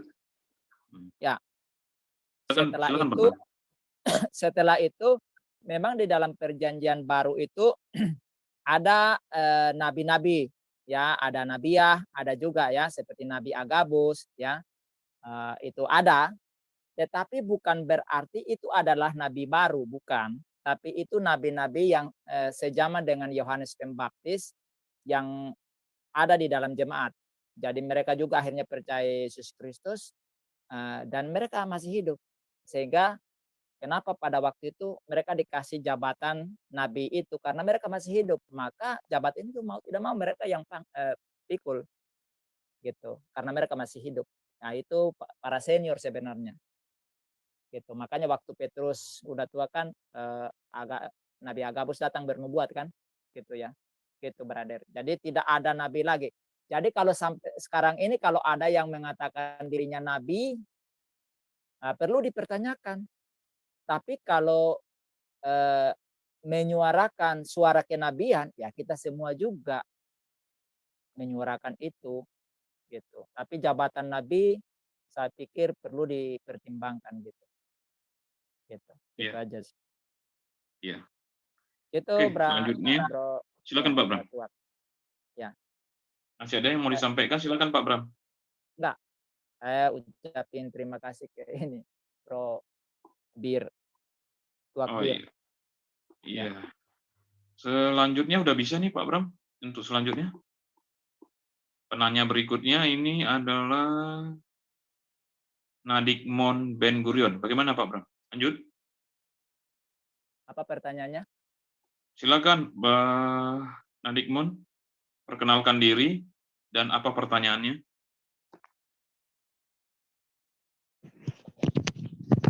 Halo, Shalom. Oh, shalom. Iya, shalom. Silakan, brother. Ya, tentang Kristen ya. Ini yang sering kali kita dituduh mengatakan bahwa Paulus itu menciptakan agama Kristen gitu ya. Kita melihat dari segi suasana ya atau kebudayaan di masa lampau gitu ya. Sesungguhnya itu kekristenan itu bukan agama dulu gitu loh. Ya, betul. Dan itu pun di seluruh dunia pun itu pasti akan ditanya, apa agamamu? Nggak mungkin dijawab, itu. Ya, ya. Karena Kristen itu adalah suatu organisasi yang resmi dari Sang Maha Agung, yaitu Yeshua HaMasyiah, gitu. Yesus Kristus, gitu. Yaitu terpaktuk di mana? Yaitu di dalam Markus ya, Markus 9. Tuh, Pak. Iya. Boleh di share screen, bro. Minta tolong, bro. Yang pengikut Kristus itu, Pak. Ayatnya apa? Kitab surat apa? Surah apa? Surah apa? Markus Oh, Injil itu. 9. Nanti aku korelasikan ke PL ya. Karena berdasarkan Septuagint, yaitu teks kuno ya. Tapi ini ada pertanyaan di sini ya, mungkin ya. Kemungkinan pasti atau ada pertanyaan nggak? Markus 9 ini ada pertanyaan yang mau diajukan ke Pak Bram. Saya harap sesinya adalah sesi bertanya, bukan posisi menjelaskan, saya pikir. Bagaimana? Ya, aku Nggak sambil apa-apa sambil melurus. menjelaskan supaya para polemikus ini ngerti gitu. Nggak apa-apa. Nah, silakan, Brother. Oh, Ya. gitu ya. Silakan. Di Ini Markus, dia Injil. Markus 9 ayat 41. Di situ kan tertulis, siapa memberi kamu minum secangkir air oleh karena kamu adalah pengikut Kristus, ia tidak akan kehilangan upahnya. Nah, kalau dari teks Yunani itu kan Kriston, iya kan? Nah, sedangkan di dalam Septuagint itu ada Septuaginta. Ya. Itu di dalam Imamat 21 ayat 12.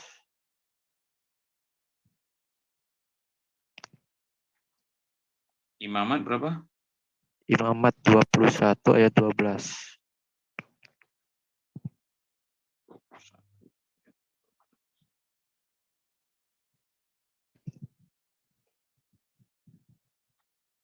Ini ya. Septuagintanya dulu, bro. Di situ akan muncul nama Kriston bawahnya. Terus Ya, ada.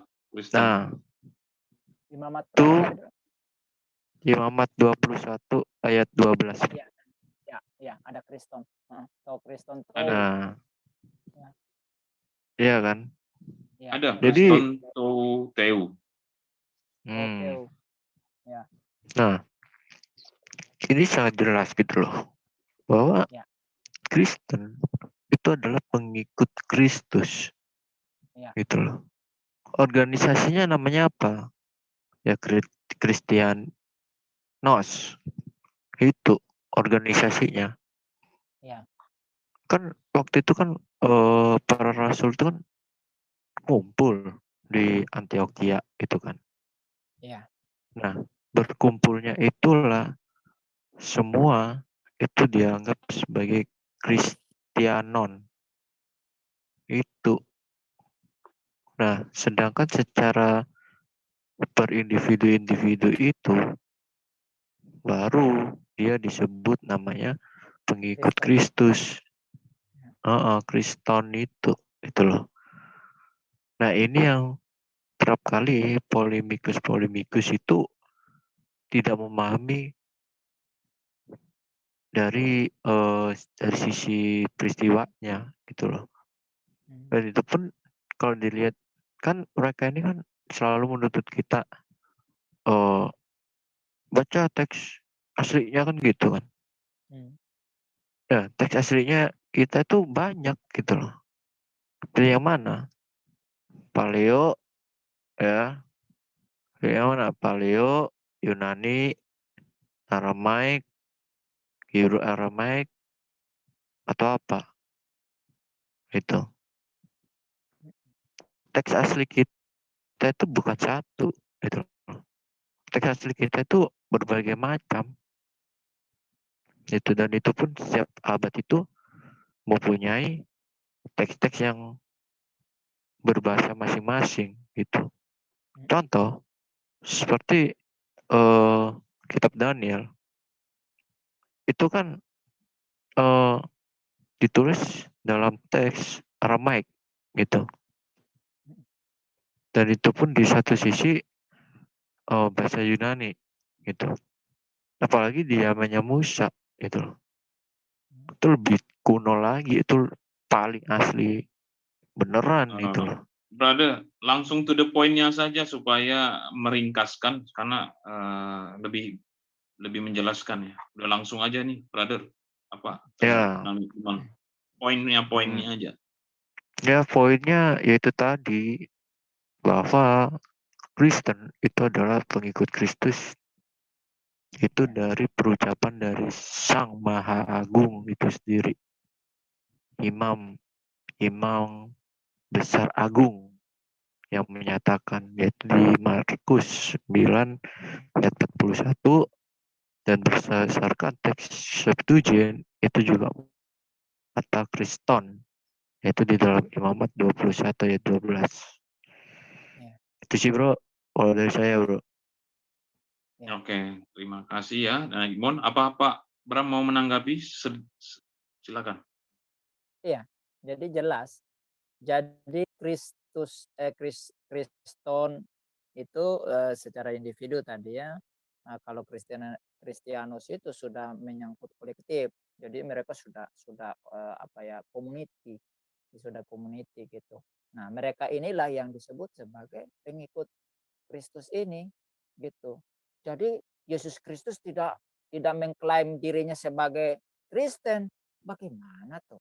Orang yang ngikut Yesus yang disebut sebagai Kristen tadi.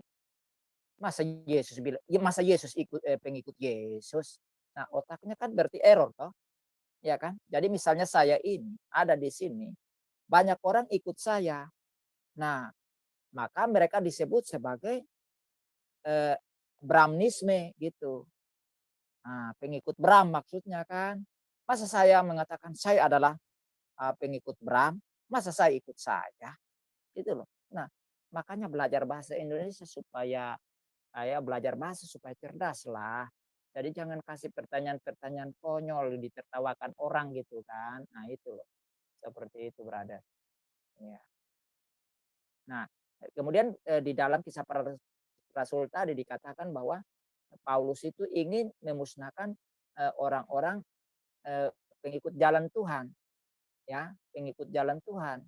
Jalan Tuhan seperti apa? Ya dari perjanjian lama tadi ya, itu pengikut Yahweh, ya, pengikut Yahweh itu. Nah, pengikut Yosua kan begitu, seperti itu pengikut jalan Tuhan ini. Ya, karena Yesus adalah jalan kebenaran dan hidup, gitu. Oke, brother, silahkan lagi. Ada pertanyaan lagi? Ada pertanyaan nih dari yang raise hand berikutnya adalah Yuni Indriani. Silakan Yuni Indriani, perkenalkan diri. Ini Islam, Kristen atau agama lain? Juga perkenalkan ya. Malam.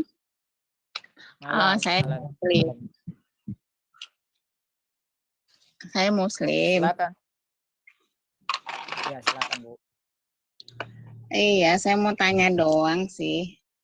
Tanyanya simpel aja.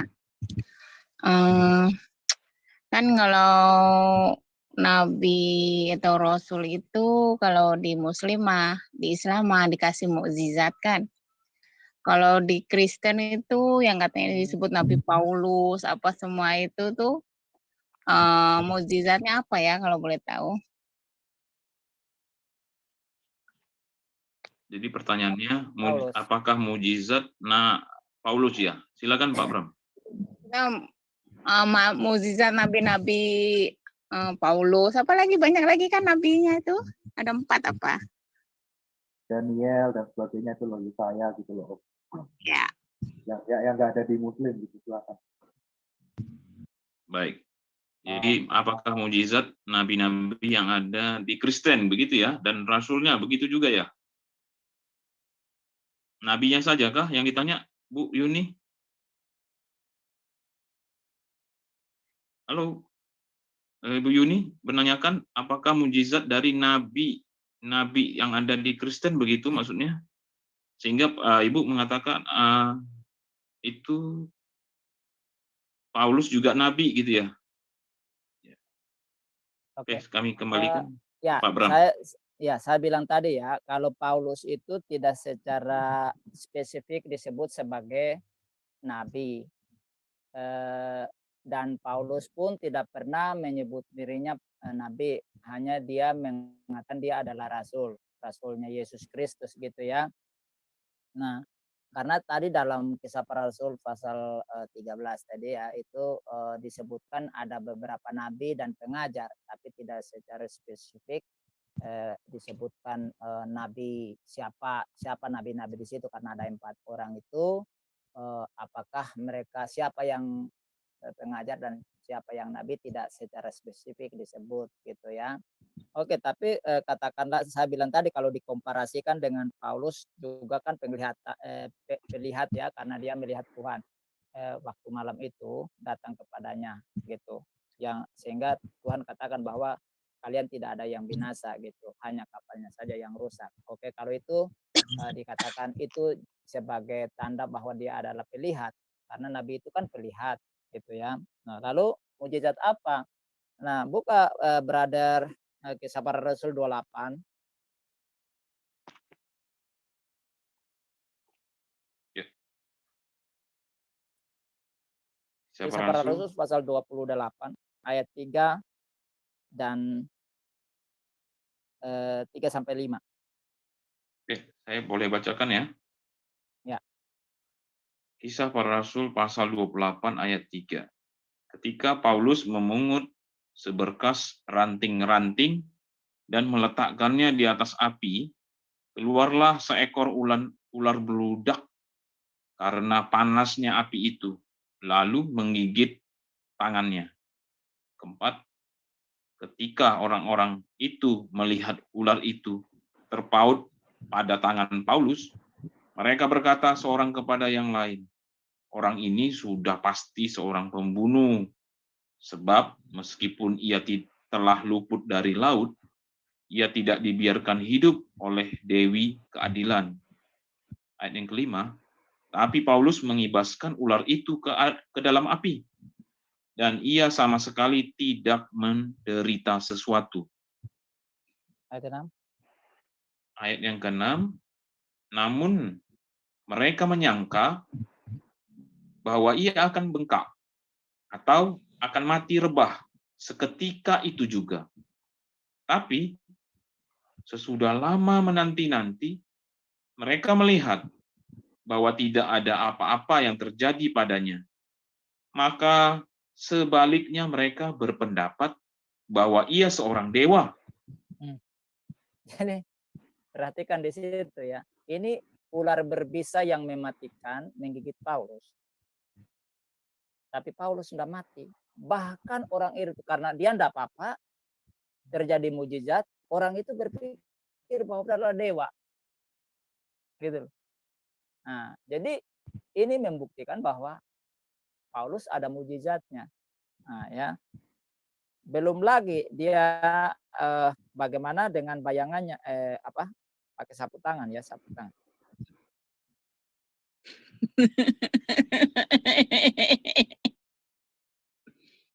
Kenapa, Bu? Sorry. Enggak gini untuk partisipan semuanya ya. Bentar ya. Ini yang ini untuk us to unmute cuma co-hostnya ya yang admin di sini ya untuk agar supaya disiplin semua ya. Oke ya, nanti kalau ada yang raise hand kemudian dikasih kesempatan bertanya, manfaatkan sebaik-baiknya ya. Jangan di-mute lagi ya. Oke, itu aja. Silakan. Bagus. Sudah dijawab ya sama Pak Bram. Selanjutnya ada Billy Joe yang masih belum menemukan poin. Mungkin saya bisa kasih kesempatan nih. Kami kasih kesempatan. Terima kasih. Jadi begini, dalam teks kita, teks kitab kita dalam bahasa Yunani dan bahasa Arab pun menggunakan apostolos. kenapa kita memakai kata rasul dan imbasnya dituduh mencuri atau mengambil kata dari kitab saudara kita dengan istilah rasul. Nah, itu pertanyaan saya nomor 1. Pertanyaan saya nomor 2, sepenting apakah pangkat pangkat dengan istilah nabi dan rasul itu? Terima kasih. Oh, ya. Ya, jadi kita kenapa kita pakai rasul? Kita harus melihat dari sejarah, ya. Kenapa memakai kata rasul? Karena kata rasul ini memang bahasa Arab, tapi kata ini telah diserap menjadi bahasa Indonesia. Kita harus ingat ya, bahwa bahasa Indonesia sendiri itu miskin, sehingga dia harus meminjam bahasa-bahasa asing untuk dipakai sebagai bahasa Indonesia.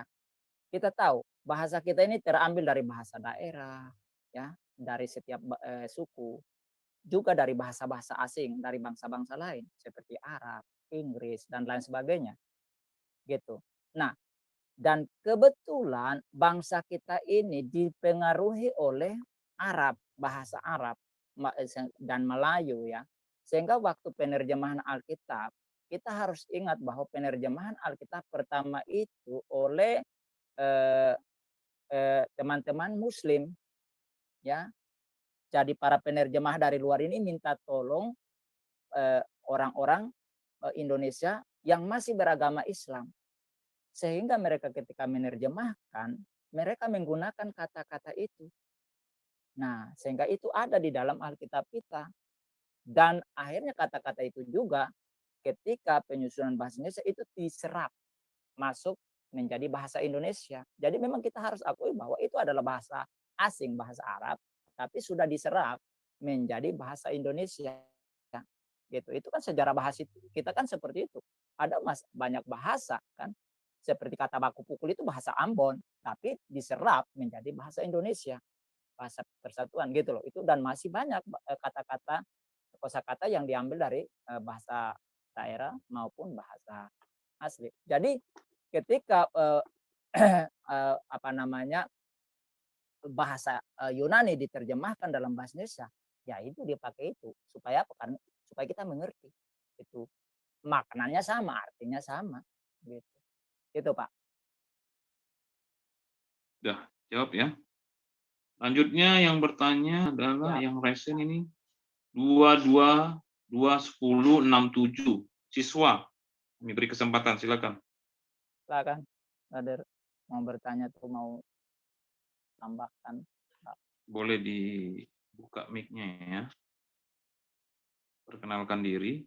Lalu apa pertanyaannya? Silakan.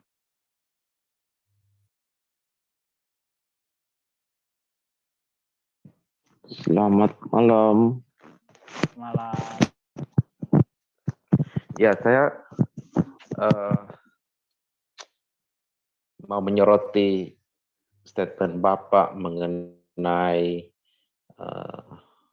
tidak ada nabi lagi, gitu ya. Apa betul begitu Pak tadi? Sekarang.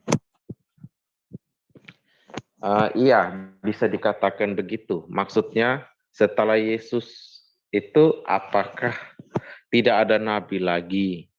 Karena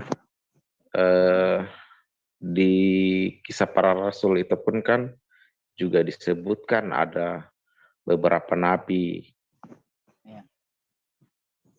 Jadi dan nabi-nabi itu pun dipenuhi Roh Kudus.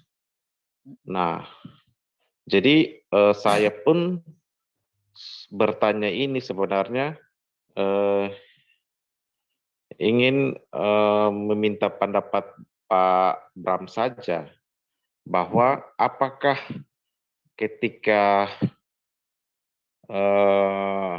setelah Yesus itu tidak ada nabi lagi atau masih ada nabi, tetapi nabi-nabi ini bukanlah nabi-nabi yang ditunjuk secara khusus untuk menjalankan misi khusus gitu. Seperti yang kita tahu ya, ada nabi kecil dan ada nabi besar di perjanjian lama. Nah, apakah nabi-nabi yang di kisah para rasul ini cuma istilah nabi aja, tetapi sesungguhnya mereka bukan nabi-nabi yang gimana ya, yang kita tahu ya, orang Kristen tidak menerima lagi jawatan nabi. Apakah seperti itu, Pak? Maksudnya, apakah nabi ini tidak ada lagi gitu menurut Bapak? Kalau kita lihat dari kisah para rasul ini. Ya, oke, udah Pak, udah pertanyaannya Pak. Iya Pak, iya. Oke, ya tadi saya sudah singgung ya, seperti contoh salah satunya adalah Nabi Agabus, ya.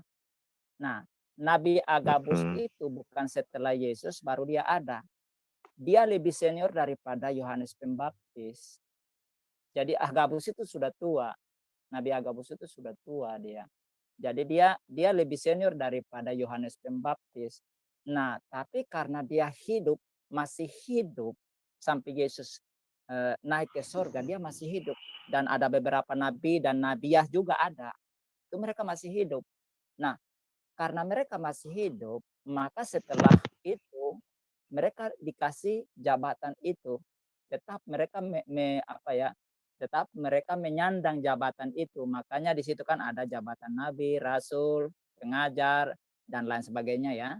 Nah itu, jadi dikasih karena mereka masih hidup. Itu bukan berarti nabi yang baru muncul junior, bukan. Mereka sudah sesepuh. Mereka itu sudah sepuh gitu. Dan mereka masih hidup. Iya. Tidak kalau ada nabi.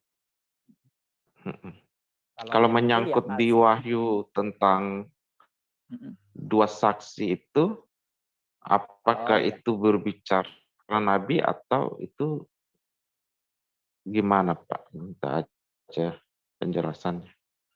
Oh iya, itu di kitab Wahyu ya. Iya, itu kan dinubuatkan nanti datang kan. Kalau kita lihat ciri-cirinya itu ya, nabi itu adalah Musa dan Elia. Dari ciri-ciri mereka ya, ciri-ciri yang dijelaskan di dalam kitab Wahyu itu adalah Elia dan Musa akan datang kembali gitu. Nah, entah mereka datang itu dalam wujud mereka yang asli itu atau orang lain tapi punya power itu. Tetapi bagi saya sendiri Musa dan Elia yang asli itu yang akan datang untuk penginjilan terakhir ya, gitu. Nah, itu yang ini. Tapi mungkin ada yang punya paham bahwa mungkin ada orang lain tapi seperti Yohanes yang punya roh Elia bisa juga. Nah, itu tinggal pandangan ya, pendapat ya, gitu. Jadi kalau ada yang punya pendapat beda dengan saya, ya saya juga tidak menyalahkan. Begitu juga kalau mereka menyalahkan saya, itu urusan mereka juga. Tapi pemahaman saya seperti itu. Gitu Pak. Oke Pak, makasih. Sama-sama. Ya. Nah, yang raise hand, Apiang. Persilakan. Oh, oke, selamat malam semuanya teman-teman. Salam, selamat malam Shalom. Pak Pendeta Bram. Shalom. Pertanyaannya, apakah ada tanda-tanda nabi dan rasul secara fisik atau yang menentukan itu manusia, Pak? Jadi begitu misalnya, oh nih punggungnya tinggi sebelah nih, wah itu berarti nabi tuh. Begitu itu, wah kakinya tinggi sebelah, wah itu rasul tuh. Apakah seperti itu Pak? Contohnya Pak? Iya, enggak ada ya, enggak ada dalam Alkitab itu nabi punya tanda-tanda fisik, itu enggak ada. Tapi yang ada adalah kuasa, ya kuasa gitu yang ada. Jadi mereka misalnya bernubuat, itu harus digenapi. Kalau enggak digenapi, ya berarti dia palsu kan gitu. Kemudian mereka bisa melakukan mujizat, ya itu nabi. Mereka bisa melihat, ya kan, melihat hal yang tidak dapat dilihat oleh orang lain, kecuali Tuhan suruh mereka untuk membuka mata orang-orang yang mengikuti, ya, baru bisa gitu. Contoh misalnya Elia, ya, Elia dengan Gehazi. Gehazi itu kan anak buahnya. Elia itu melihat malaikat itu jumlahnya lebih banyak daripada musuh yang menyerang Israel. Nah, sehingga Gehazi ketakutan. Lalu Tuhan bukakan mata Gehazi sehingga dia melihat, terkejut dia, wow, ternyata malaikat banyak sekali gitu. Gitu. Nah, rasul juga sama, tidak ada punya tanda-tanda fisikly, tetapi mereka punya power, ya. Ketika mereka tumpang tangan, orang sembuh, mereka mengusir setan. Nah, itu tanda-tandanya. Nah, jadi tidak ada tanda fisik. Oh, kalau dia tinggi baru nabi, badannya gede, tampan baru nabi. Seperti kata siapa tuh? Henry Tan. Jadi Tuhan tidak pakai orang-orang jelek, kasihan kan orang Afrika merasa terhina jadinya, kan begitu. Nah, itu kan sesat namanya. Gitu. Jadi Oke, Pak Pendeta, terima kasih. Jadi tanda-tanda khusus fisik enggak ada ya Pak Bram ya? enggak ada. Oke, thank you. Terima kasih Pak. Iya. Selanjutnya ada penanya terakhir nih. Sebenarnya dia tadi udah bertanya juga, cuma ada bagian yang belum didapat jawabannya. Seberapa penting itu ya? Oh ya, seberapa Nabi, silakan. Seberapa penting? Sangat penting ya, khusus untuk Nabi ya. Nabi itu bernubuat, itu bukan bernubuat untuk Nabi yang lain, enggak. Nabi itu bernubuat itu pasti berhubungan dengan Tuhan. Tidak ada Nabi yang bernubuat untuk Nabi yang lain, tapi bernubuat untuk Tuhan. Apa yang Tuhan hendak kerjakan itu. Jadi nubuat itu selalu berhubungan dengan Tuhan dan apa yang hendak Tuhan kerjakan. Ya, itu. Kalau rasul juga sama. Kalaupun bernubuat itu hubungannya tetap dengan Tuhan dan apa yang akan Tuhan kerjakan. Enggak ada yang lain. Jadi kalau ada nabi bernubuat tentang nabi lain, nah, memangnya nabi itu siapa sehingga harus dinubuatkan? Enggak ada. Gitu. Gitu berarti. Jadi memang penting sekali karena itu berhubungan dengan Tuhan kan, penting. Gitu. Baik. Baik, itu ya jawabannya untuk Billy Joe yang ingin jawaban dari pertanyaannya, seberapa penting gelar Nabi dan Rasul. Oke, habis ya sesi tanya jawab. Kita kembalikan ke Pak Bram Manaha. Ini adalah sesi closing statement dari Pak Bram. Oke. Kami Ya, persilakan. jadi baik teman-teman, khususnya para polemikus Muslim ya yang seringkali menuduh Paulus ya bahwa Paulus yang mendirikan agama Kristen kemudian merusak ajaran Yesus dan seterusnya ya, memutarbalikkan firman dan seterusnya. Itu tuduhan yang tidak mendasar. Mengapa? Seharusnya kalau memang menuduh begitu, kita sebagai orang Kristen balik bertanya, Paulus ini hidup pada abad pertama. Dan apa yang dia lakukan itu menghebohkan. Apalagi dia mengubah, merusak ajaran Tuhan. Nah, seharusnya para polemikus Muslim bertanya pada diri sendiri, kenapa Allah Subhanahu wa Ta'ala tidak memberitahu? Sehingga tertulis di dalam Quran bahwa Paulus adalah perusak. Lalu kenapa para polemikus ini kok merasa lebih pintar dari Allah Subhanahu wa Ta'ala? Jadi dalam hal ini kamu menghina Tuhanmu sendiri gitu loh. Ya.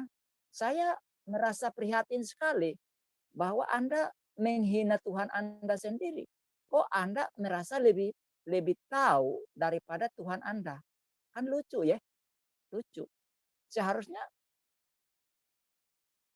Tuhan Anda beritahu dan ditulis di Al-Quran. Tapi gini, saya mau beritahu bahwa di dalam Quran sendiri sebenarnya mengungkapkan bahwa Paulus itu rasul yang luar biasa.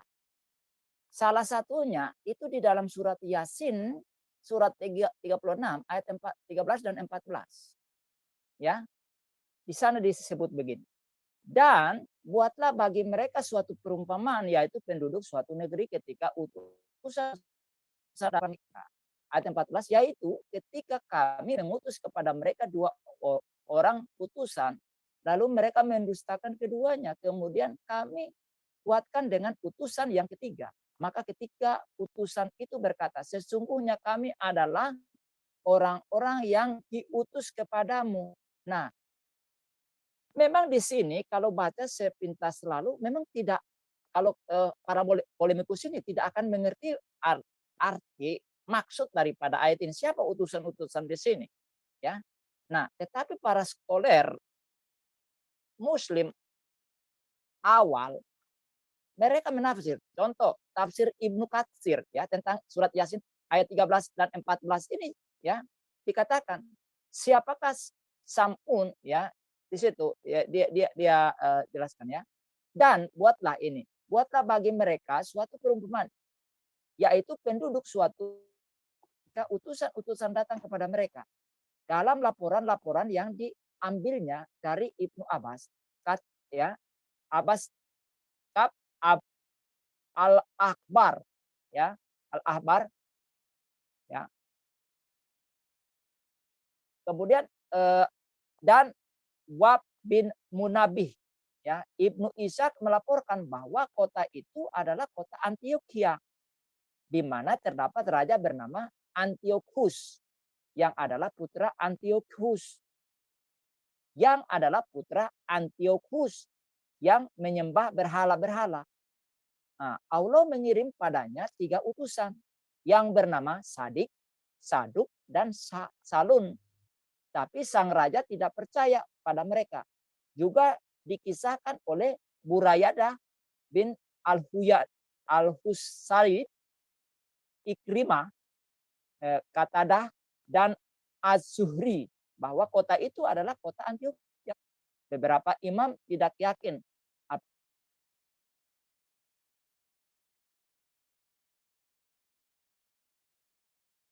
ya gitu ya sebagaimana yang dikatakan oleh para scholar tadi. Nah, lalu siapa ya mereka 3 utusan ini ya. Nah, di sini dikatakan begini, siapakah Sam'un, Yohana, dan Bulus yang dikatakan dalam tafsir Ibnu Katsir. Jadi Ibnu Katsir menyebutkan mereka Sam'un, kemudian Bulus, dan Yohanan ya. Nah, itu versi Arabnya kan. Nah, jadi Sam'un itu adalah Simon Petrus ya dalam nama Yahudinya. Yohana adalah bahasa Arab, sedangkan Yohanes adalah nama Yahudinya. Bulus atau di terjemahan lain juga dikatakan Bulis adalah versi Arab, dan Saulus nama Yahudinya. Jadi 3 utusan ini adalah Paulus ada di dalamnya. Dan mereka melakukan mujizat kalau kita baca dalam surat 61. Jadi seharusnya para polemikus ini sudah mengerti hal ini. Bahwa Paulus itu adalah rasul hebat. Kok Anda baru hidup di abad 21 malah menuduh Paulus? Para scholar kamu, imam-imam kamu dulu malah menafsirkan kitab Yasin tadi dan surat 61. Ya, itu Paulus adalah rasul yang hebat. Bahkan dalam surat 61 itu dalam tafsir itu dikatakan bahwa Paulus melakukan mujizat di sana gitu loh. Nah, kenapa Anda malah menuduh Paulus? Apakah Anda lebih pintar daripada ulama-ulama awal ini? Gitu loh. Nah, jadi saya heran dengan Anda yang berpolemikus ini. Ya, berpolemik ini. Nah, jadi Paulus adalah seorang pengikut Kristus yang ajaran-ajarannya diakui oleh rasul-rasul. Karena para rasul-rasul itu masih hidup dan bisa mengoreksi apa yang ditulis oleh Rasul Paulus. Dan Petrus katakan bahwa apa yang ditulis oleh Rasul Paulus itu sesuai dengan apa yang disaksikan oleh Yohanes, Petrus, dan Yakobus dan lain sebagainya. Jadi tidak ada pertentangan. Mereka mengakui, bahkan Yakobus, Yohanes pun mengakui Paulus. Malah mereka berjabat tangan dan mengakui dia sebagai saudara kekasih. Gitu. Nah, jadi bagaimana Anda memberikan tuduhan keji tanpa dasar hanya dari hasil khayalan, ya, ketika tidur malam tidak puas, jadi siangnya sampai merasa mengantuk-ngantuk, lalu menghayal ada di dunia anta-belanta, lalu mencomot Daud, menyeret dia, lalu menuduh dia, dan menghina dia dengan tuduhan yang begitu keji. Dan Anda menempatkan diri Anda lebih pintar dari Tuhan yang Anda sembah. Karena Tuhan Anda sendiri tidak pernah menyinggung Rasul Paulus. Kenapa Anda tiba-tiba jadikan Paulus kambing hitam? Ada apa dengan Anda?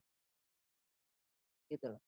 Jadi mendingan Anda ajarkan kitab-kitab Anda, baik itu Quran maupun hadis, kepada umat-umat Anda, ya kan, kepada saudara-saudara seiman Anda, daripada Anda datang ke Alkitab lalu merampok, kemudian menculik Rasul Paulus, lalu mengeksekusi dengan tuduhan macam-macam, gitu ya. Nah, jadi Paulus itu ajaran-ajarannya sesuai dengan ajaran Yesus. Nanti kita akan bahas itu di bagian lain. Apakah ajaran Paulus bertentangan dengan Yesus atau tidak?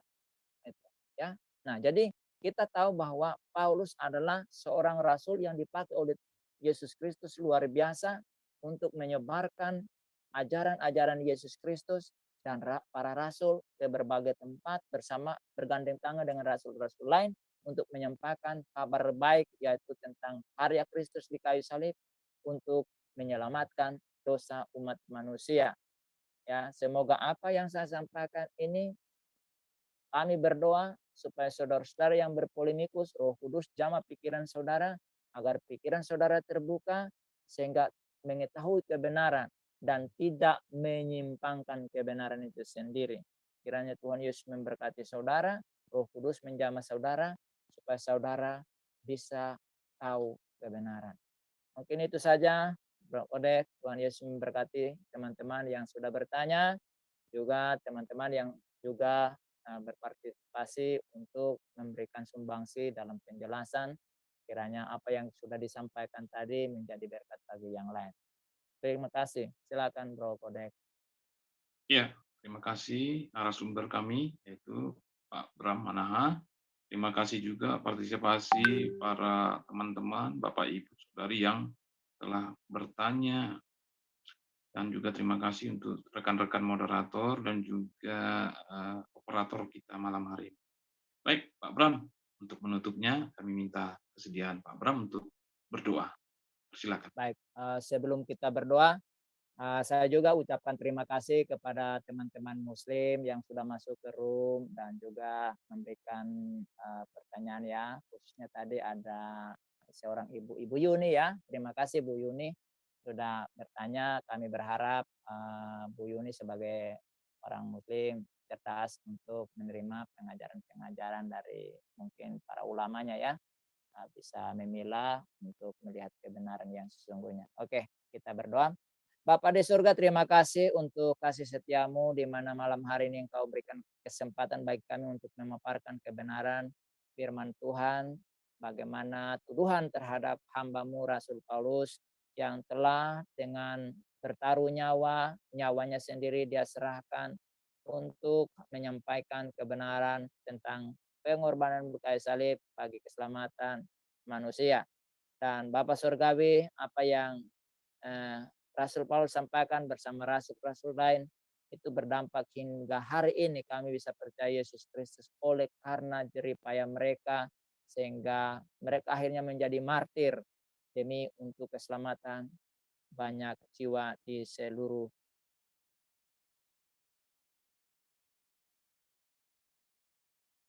yang berpolemik. Kami berdoa supaya Roh Kudus juga jamah mereka hampiri mereka, kunjungi mereka, datangi mereka, jamah hati mereka dan pikiran mereka, agar pikiran dan hati mereka terbuka, agar mereka tahu kebenaran yang sesungguhnya daripada Engkau. Dan kami berdoa supaya Tuhan selamatkan mereka, kasihilah mereka ya Bapa di sorga, sehingga mereka pun nanti tidak binasa ya Bapa. Saudara-saudara Muslim yang sudah masuk ke room, Tuhan Yesus juga Engkau tolong, kasihani mereka, mari Engkau kunjungi mereka pribadi lepas pribadi, berkatilah mereka, tunjukkanlah dirimu, perkenalkan dirimu kepada mereka agar mereka pun dapat mengenal Engkau sebagai pribadi yang agung yang telah datang menyelamatkan manusia berdosa. Saudara-saudara seiman kami yang juga berpartisipasi dengan memberikan pertanyaan-pertanyaan dan juga penjelasan. Kami berdoa supaya Tuhan juga memberkati mereka. Pakailah mereka Bapa untuk tetap gigih dengan setia untuk memberitakan kebenaran dimanapun mereka hadir. Biarlah suara kenabian, suara kerasulan itu terus dikumandangkan oleh mereka melalui kreativitas yang mereka kerjakan ya Tuhan. Dengan dunia elektronik, dengan dunia digital, biarlah mereka pergunakan untuk menyampaikan kabar sukacita ini kepada seluruh bangsa. Terima kasih Bapa, kami hendak beristirahat. Biarlah mari Tuhan Engkau jaga lindungi kami sepanjang malam ini.